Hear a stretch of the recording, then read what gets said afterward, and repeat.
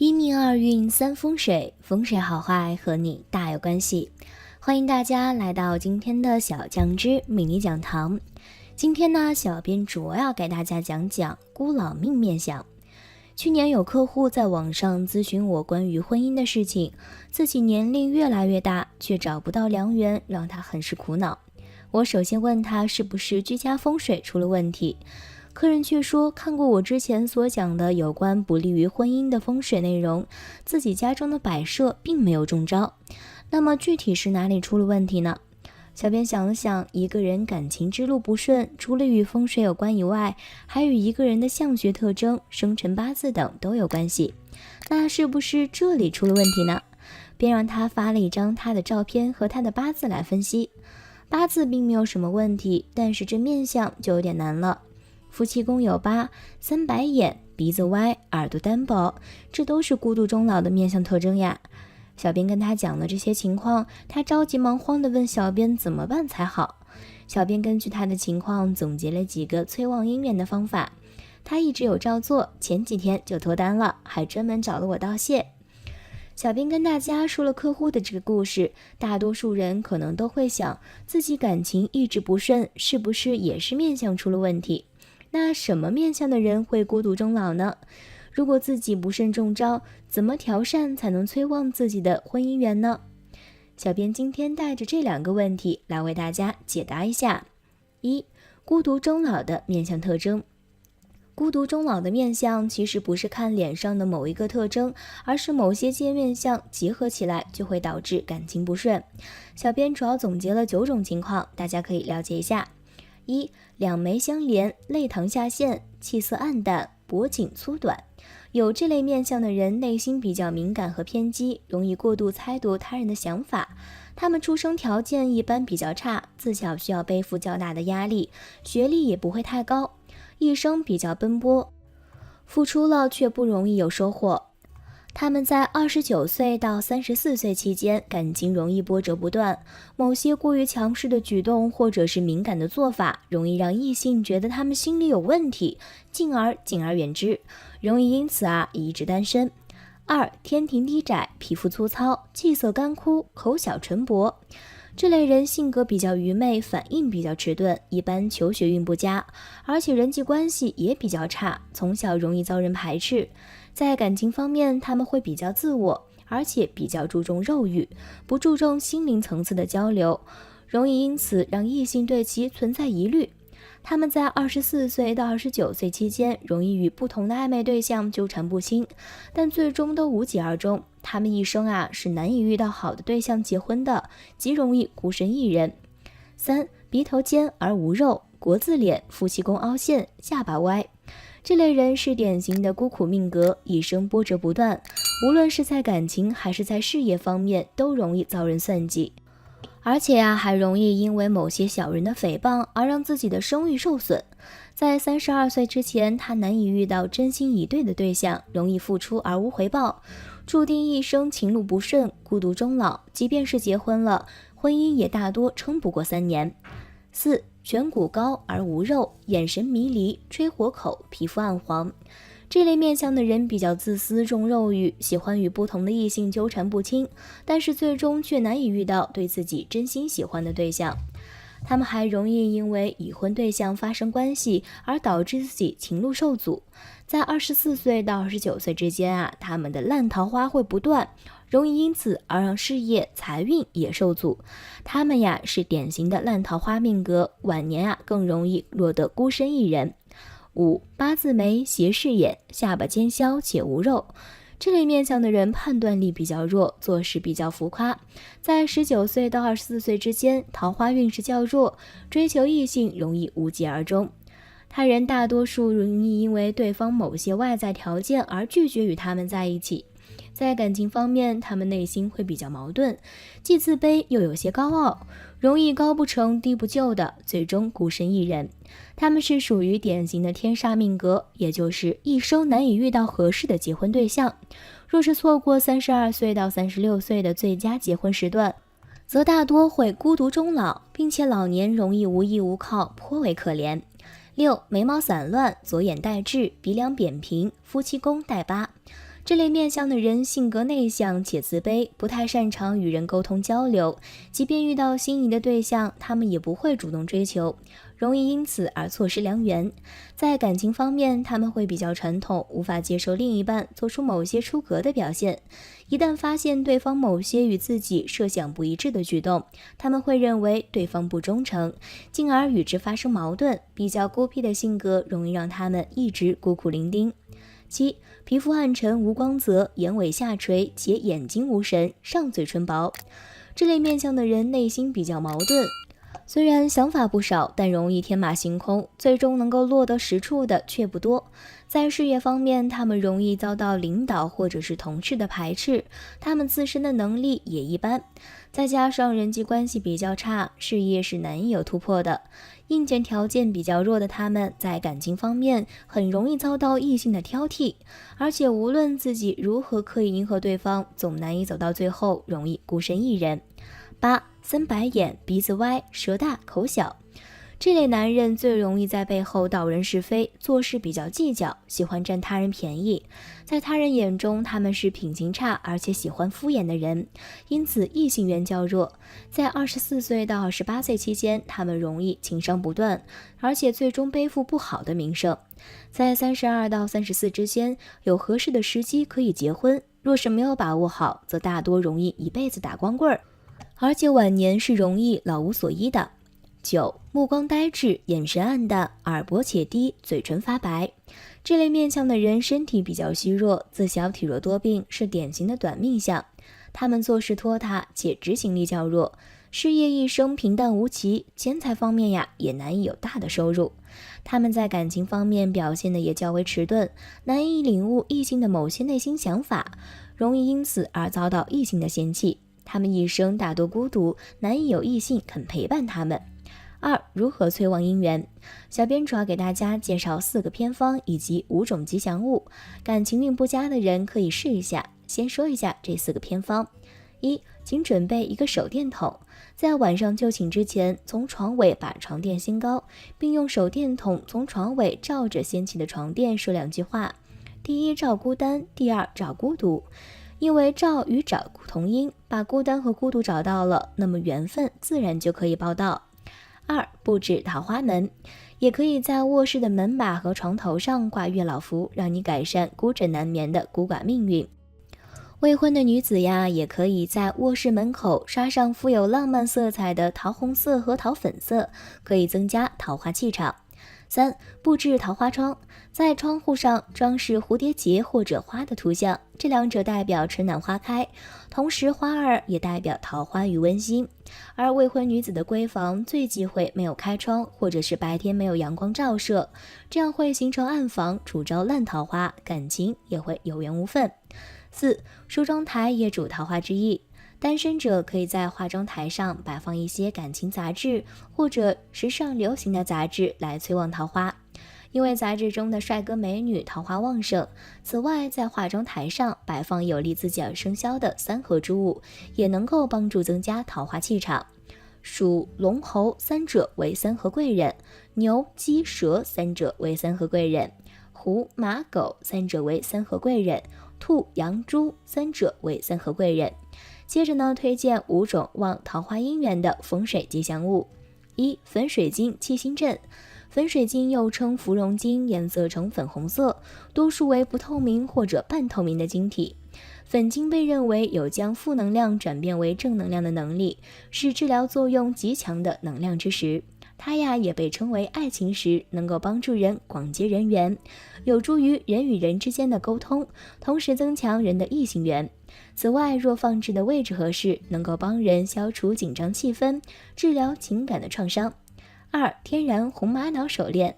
红玛瑙也是极具疗效的宝石之一，将由天然红玛瑙制成的手链戴在左手腕上，可平衡正负能量场，消除人的紧张压力，维持身体的心灵和谐，增强爱情的忠贞和促进姻缘，同时也具有激发勇气，使人信心增加的功效，也适合体弱多病的人佩戴。3. 鸳鸯。鸳鸯古人称之为皮鸟，雌雄成对出现，形影不离，飞则共振翅，游则同戏水。7则联谊交颈而眠，如若丧偶，后者终身不再匹配。从古到今，鸳鸯都是爱情美满的象征。单身者可将一对鸳鸯放置于家中的桃花位上，可以起到旺桃花的作用。注意，雌雄鸳鸯是形影不离的，多成双成对出现，忌单个独立摆放。此外，凡鸳鸯类吉祥物不可摆放在儿童的房间内，这样可能使儿童早熟，不利于健康的发展。4. 木鸭子。木鸭子也可以作为装饰摆放在卧室，一般比较适合单身的人士。因为水是坎卦，鸭子也是坎卦，这种卦象可以使得桃花传播。女生用坎卦鸭子招桃花是水雷屯，能一点一点培育震卦的气息来招桃花。单身者呀，可以在家中9子桃花星飞临的方位摆放4只木雕的鸭子，鸭为甲木，以木生9子火。而4则为4绿木之数，木越旺则火越旺，能为主人招来正桃花，特别是单身的人，有利于在短时间内找到心仪的另一半。注意，木鸭子不适合放在水重的地方，如卧室和家居五行中属水的位置，或者是卫浴间附近。5. 9只乌龟。乌龟的五行属火，放玩具龟或者养龟都有很强的火性，可催旺桃花吉星。因此，在9子星飞临之处养9只乌龟，或者摆放9只乌龟造型，可使9子离火，微不可挡，大旺桃花。如果你的感情之路总是坎坷艰辛，今天的内容或许对你有用。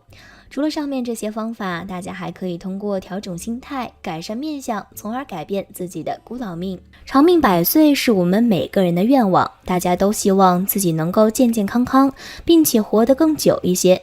但我们的寿命长短始终是我们自己无法决定的。而在我国的传统命理学当中，有一门内容能够帮助我们提前预知自己的寿命长短，这就是看相算命。很多朋友可能会感到好奇，看相怎么预知寿命长短呢？今天小编带着大家的这几个疑惑来告诉大家，如何通过看相知寿命长短，哪些特征人容易短命。1. 如何通过看相知寿命长短？小编根据以往的看相经验，总结了以下几点内容，大家可以了解一下。1. 看鼻子。鼻子在面相中较中月为5月之首，主财运和吉厄，但也主寿命长短。鼻子丰满端正，鼻梁挺直，鼻梁中部隆起的人通常可以长寿。相反，鼻子太过短小，大多财运不佳，寿命也比较短。2. 看耳朵。民间常说看寿看个耳，的确耳大厚有垂珠的人为长寿之人，相反耳小而薄又无垂珠者多为事业不顺，寿命较短，耳长毫毛除外，尤其是昏暗之耳相。另外，耳朵常年褐色不退为高血压，应防止脑血管意外而亡。若耳垂部位有竖褶皱，则为冠心病的早期信号。3. 看眼睛。眼睛明亮有神者运气好，亦有活力。若两眼睛距离过近则短寿，眼光呆滞、混沌、昏暗无神、似醒非醒之人属于神气不足，亦非长寿之人。4. 看命门。命门即耳眼到面部2到3公分位置的位置，如长期发暗黑气环绕的话，恐怕非久存于人世，相反则长寿。5. 看人中。人中宜长宜深，如此代表身体天生素质就好，自然也就长寿。如果人中太短且浅的话，但多难以到老，而且子嗣不佳。6. 看法令纹。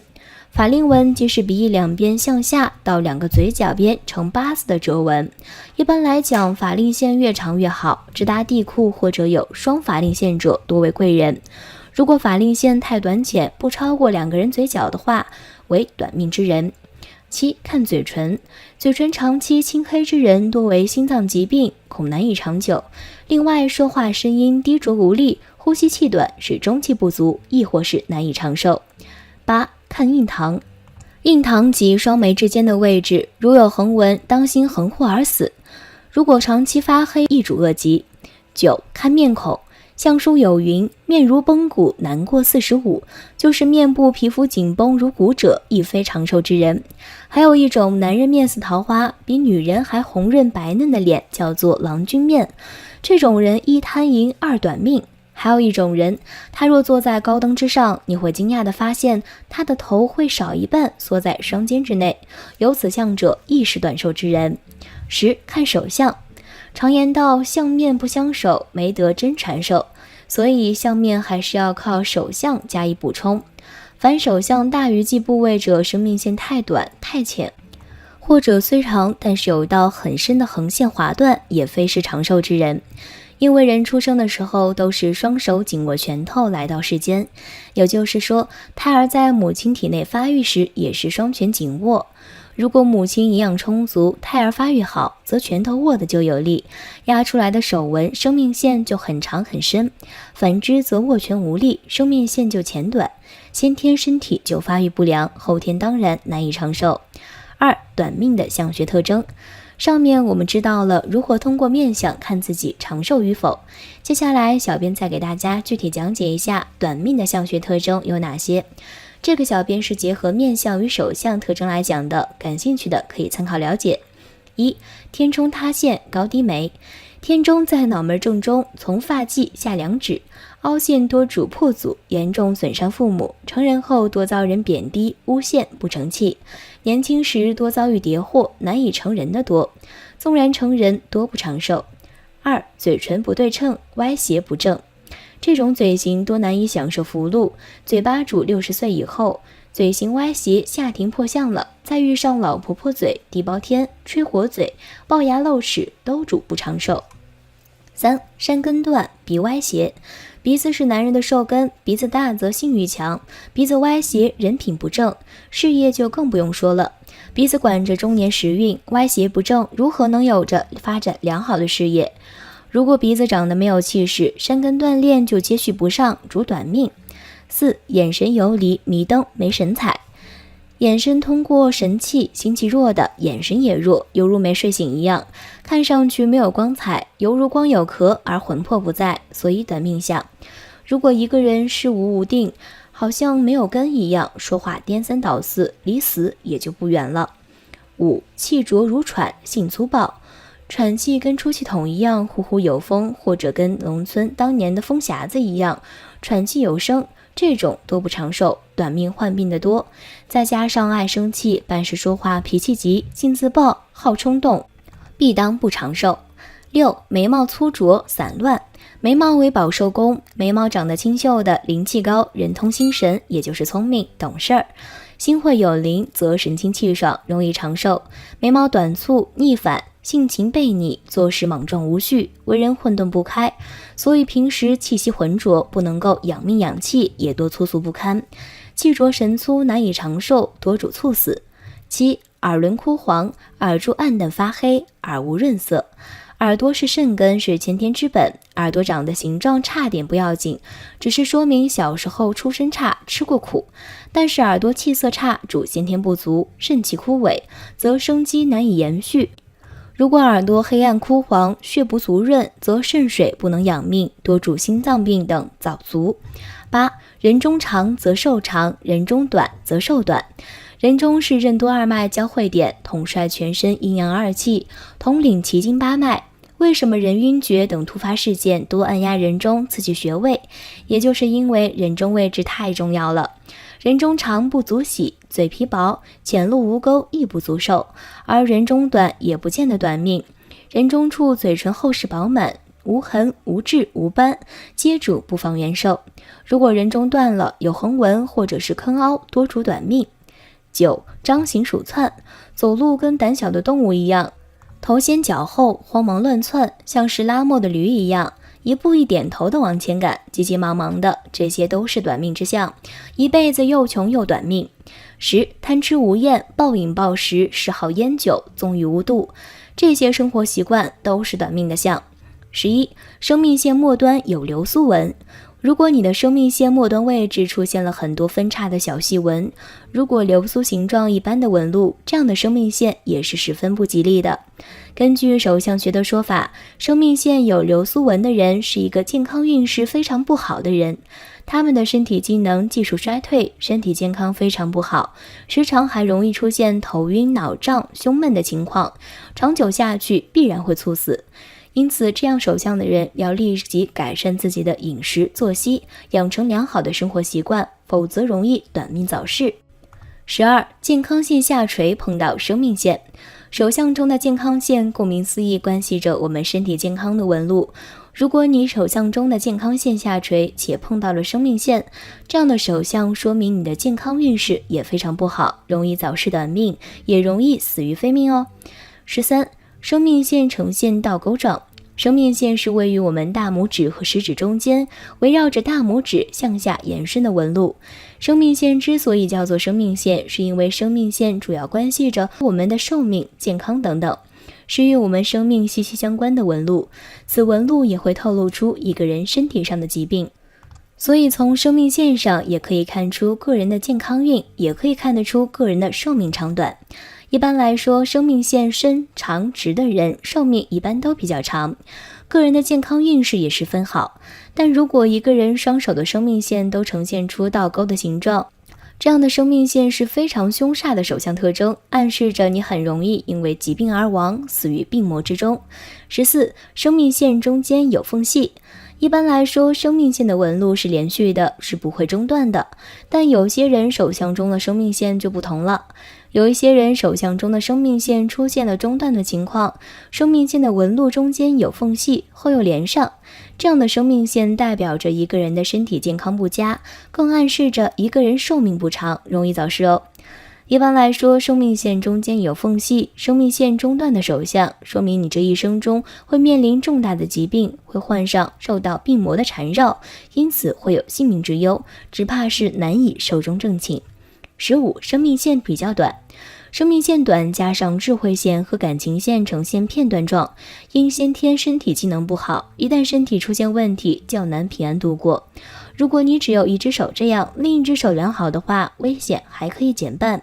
两只手都这样的话，实在是不怕一万，只怕万一，保险一定要买好。记得对保单的各类生病给付做好完善规划，以给自己最好的保障。小编今天所讲的内容大家都了解了吗？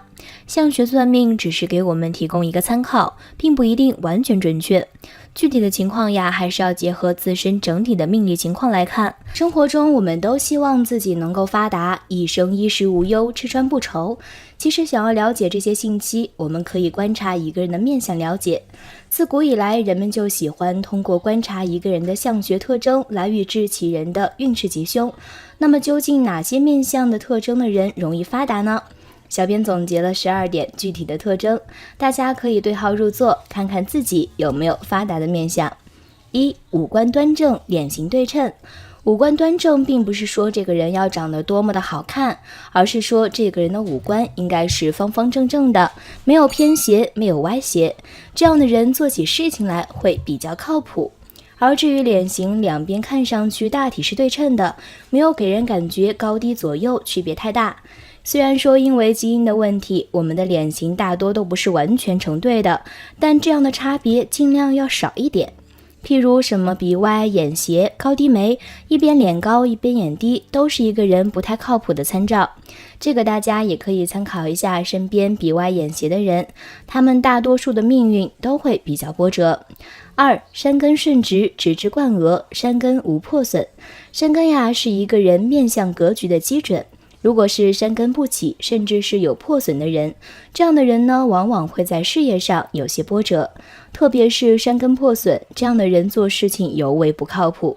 相反，山根贯额又顺直有肉的人，人生道路呢也相对较为平坦一些，做事情有恒心，能够坚持，通过自己的努力容易获得成功。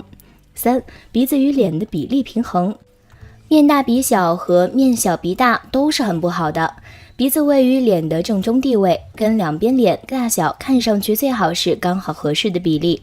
面大鼻小的人做事容易迷失自我，容易盲目听取他人的意见，而面小鼻大的人又太过于自我，所以鼻子与脸的比例平衡，这样的人做起事来刚刚好，能把握分寸。著名影星张家辉的鼻子与脸的搭配相对来说算是极配。4. 额头饱满宽敞。额头常常所指一个人的青年运势，那些年少有为的人，往往是额头都是像这样比较饱满的。这样的人呢，思维里活跃，很聪明，判断事情的能力也比较强。这个呢，我们可以参考一下李嘉诚的面相，他的额头相对来说呢就比较宽阔，他一生的运势也是非常令人羡慕的。